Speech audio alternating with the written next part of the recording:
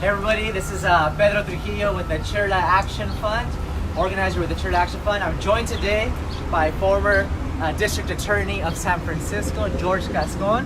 So thank you for joining us. We just got some cafecito. Cafecito y aquí listo para empezar el día, ¿verdad? Sí, y we're here today because we wanted to let you all know that the CHIRLA Action Fund has actually endorsed Mr. George Gascon for District Attorney of LA County. And in addition to that, today we actually heard of a very important endorsement from the LA Times. How do you feel about that? You know, I feel really good. This has been it's been a hard process, but we have been picking up support. And the LA Times today is a culmination, obviously, of CHIRLA support. We got the support of the LA Daily News. We got the Democratic Party support.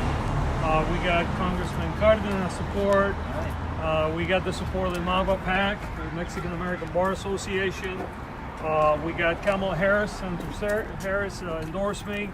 We got Congresswoman Maxine Waters. So we're really, we're picking up a lot of support. I think people recognize that there's a time to move on, that LA County should be leading in criminal justice reform. Right.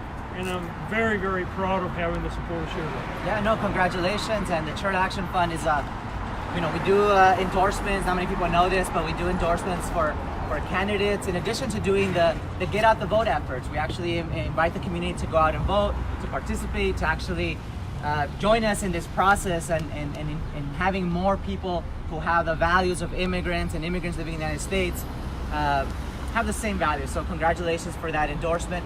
I also wanted to let y'all know about the district attorney. Many folks are like, it's an afterthought what the district attorney does, but it's such an important position, and it oversees the 10 million residents here in the LA County. The district attorney oversees a lot of these important cases, criminal cases that are going down the courts. And so, but before we go into that, I just wanted to have folks que aprendan un poco de usted, to learn a little bit about you. A little bit about your background, where you came from, where you studied. Share a little bit about yourself. No, of course. So my parents immigrated with me when I was a young child from Cuba, right here to LA, to a place called Carajay. My family were all very humble people, factory workers. We actually lived in a one-bedroom, small apartment in Carajay. And I struggle as a monolingual Spanish speaker. Right. I had a lot of difficulties in school. I dropped out of school. I was told that I was stupid. Wow. By a counselor. Wow. And he never took the time to understand that I just didn't know how to speak English. Right. So my beginning was rough, and a lot of the kids that I grew up with, unfortunately, were not doing well. Right. And wound up going into the Army, and that was really kind of the beginning of myself, getting into a better place. Wound up then coming back from the Army, going to college. I was intending to be a teacher. Right. I wound up becoming a police officer in LA.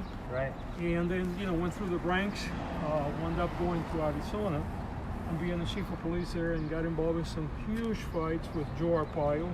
Right. Over immigration, and I went to Congress to provide testimony against the abuses that were going on in Maricopa County against our immigrant community. And by the time I finished providing testimony, I was asked to leave Arizona. Right.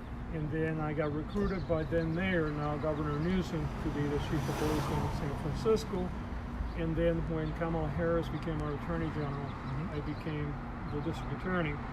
And my goal has always been how to achieve community safety and also reform the criminal justice system, how to lower incarceration, how to create an environment where immigrant communities can flourish, where our immigrant communities feel comfortable working with the police, working with prosecutors.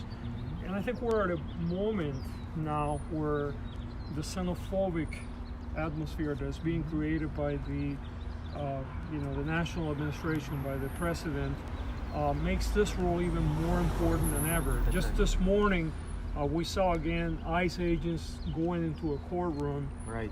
in Northern California and arresting 2 people, and the chilling impact that sends through an entire community. And it's important for district attorneys to stand up, not only talk about the immorality of these interventions, right. but also to create safe passage for our immigrant communities when they need to avail themselves of legal services in our courthouses. It's important for all of us. It's important that our immigrant community feels comfortable reporting crimes, that they feel comfortable being a witness, that if they get victimized, they can come for help. And on that note, I wanted to ask you, what's your take on what does racial justice look like in the criminal justice system? Absolutely. Racial justice is really about being able to recognize that everyone that we deal with deserves the same level of respect, that people get treated with a sensitivity for where they're at, that we understand that they are cultural and language implications to our work. That's right. And that when we're working with people, we meet them in a way that the services that we're providing are culturally and linguistically appropriate. Right.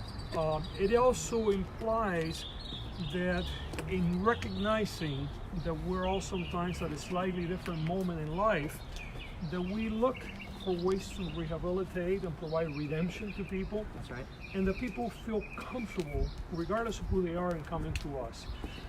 It's not just simply saying equal justice, which obviously that is important, but understanding that the complexities of equal justice. For instance, when a person that is here without documents comes in for a low-level offense, sometimes the way that we craft the outcome, a plea agreement, what the person is going to be prosecuted for or not, can have significant consequences on whether they can stay here with their family. That's right. Or they're going to get deported.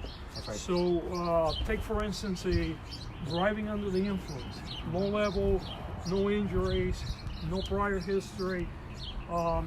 If a person has authority to be here legally, they don't face the potential for deportation. That's right. But someone here that may have a family, may have been living here their entire life, but they do not have authority to be here, a DUI conviction could actually create a scenario where they will be deported. Which is like what creates this whole thing of like a double punishment, right? For someone. Exactly. So understanding that in a case like that, for instance, you may want to craft a different settlement, something that is going to be what we call immigration safe, which actually the Supreme Court has said that is perfectly okay, because what we want to avoid is we want to avoid the situation where somebody gets double punishment. They get punishment for the mistake that they made, That's right. but now they get that immigration punishment, right? So having a district attorney that understands those nuances, is sensitive to it, and is willing to work proactively to make sure that we're not harming our community while we're doing our work, is something that I take very seriously, and that is something that the current office doesn't do very well. And it's important, given the enormity of the immigration consequences, and given that our community is so heavily represented by immigrants, right. and that I am an immigrant myself, right? Yeah. So having sensitivity to that is really important, and the district attorney makes a huge difference. That sounds excellent to me. And one statement you would like to make to my tia or Theo, we're listening to you right now.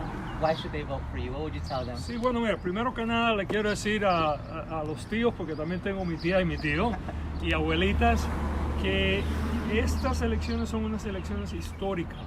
Este es un momento muy importante para nuestra comunidad, porque nuestra comunidad está siendo atacada, nuestra comunidad está siendo denigrada, y tener personas en cargos como el fiscal del distrito, que tenga la sensibilidad, que entienda las necesidades de nuestra comunidad, va a ser muy importante, no solo para nosotros hoy, pero para las generaciones del futuro. No queremos que nuestros niños, que nuestros nietecitos, que nuestros sobrinos y sobrinas sean criados en un ambiente como el ambiente que tenemos en este momento, y esto crea una oportunidad histórica, y por eso le voy a pedir su apoyo, porque el trabajo que podemos hacer juntos hoy no solamente es importante para hoy, pero es importante para todo el futuro de nuestra comunidad. Bien dicho, y por eso el Fondo de Acción de CHIRLA está dando este apoyo al señor Gascón, y por favor le estamos pidiendo que voten por él el 3 de marzo. One thing, I'll switch back to English, one thing that I think many Angelinos are concerned about, and it's the last question here that I have for you, is that this scandal around the Houston Astros cheating out the Dodgers from potentially having a World Series title. What's your take on that? See, that's why you need somebody in the DA's office that is also a Dodger fan, right? To make sure that we hold those people from Houston accountable for the horrendous behavior that they engage in. That's right. Y ahí escucharon todos, por eso les invitamos a que salgan a votar por el señor Gascón el 3 de marzo, escucharon su plataforma. We're inviting you all, the CHIRLA Action Fund is inviting you all to please vote for Mr. Gascón for District Attorney, a very important position, and he's a progressive ally, as you all heard. And so please, March 3rd, George Gascón. Thank you all for joining us. Y una cosa, el día 3 voten, pero después nos vemos en Dodger Stadium. Exactamente. Adiós, gracias.